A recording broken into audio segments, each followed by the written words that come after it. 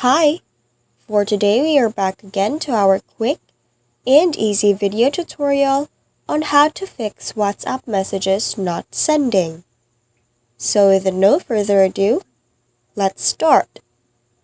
So here, make sure that you are connected to a Wi-Fi and make sure that the internet connection is good.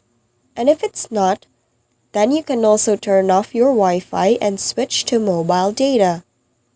So let's try if you can search here to try the connection.